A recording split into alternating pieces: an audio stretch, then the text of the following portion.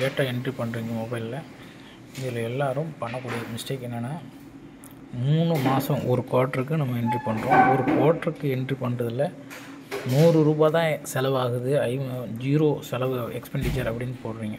இது ஒரு தவறான என்ட்ரி. இதை நீங்கள் என்ட்ரியே அப்ரூவ் கொடுக்கக்கூடாது. இதுக்கு முன்னாடி நீங்கள் உங்கள் சிஆர்பிகிட்ட சொல்லுங்கள் விஷயத்த. இது 0 எக்ஸ்பெண்டிச்சர் எப்படி இருக்கும்? ஒரு ஃபேமிலியில் சுத்தமாக செலவே ஆகாத குடும்பம் இருக்கா? இது அந்த ஒரு 3 மாதத்துக்குள்ளே வந்த வருமானம், அதற்கான செலவு. தொழில் என்ன தொழில்?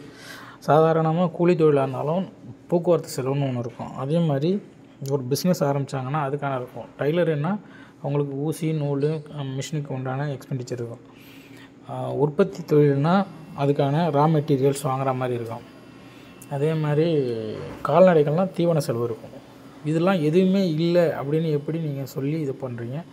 இந்த என்ட்ரியை கொஞ்சம் செக் பண்ணுங்கள். செக் பண்ணிவிட்டு போடுங்க. எல்லாமே இதே மாதிரி இருக்குது. அதே மாதிரி 10 லட்ச ரூபா 15 லட்சம்லாம் நெட் இன்கம் சொல்கிறாங்க. அதுவும் தப்பு. 3 மாதத்துக்கு யாருக்குமே 11,000லாம் வர்றதுக்கு வாய்ப்பே இல்லை. அதே மாதிரி 0 இருக்குது ஃபார்மில், அதர்ஸில். அது எப்படி நீங்கள் அப்ரூவல் கொடுத்துருக்கீங்க அப்படின்னு தெரியல.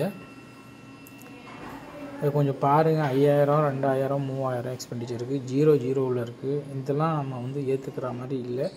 ஸோ அந்த கன்சர்ன் பிஎம் அப்ரூவல் கொடுக்கறதுக்கு முன்னாடி ஒன்ஸ் வெரிஃபிகேஷன் பண்ணிவிட்டு அது சரியான டேட்டா என்ட்ரி தானா அப்படின்னு பாருங்கள். பார்த்துட்டு என்ட்ரிக்கு அப்ரூவல் கொடுங்க. இதை எல்லா சிஆர்பிக்கும் தகவல் சொல்லுங்கள். நன்றி.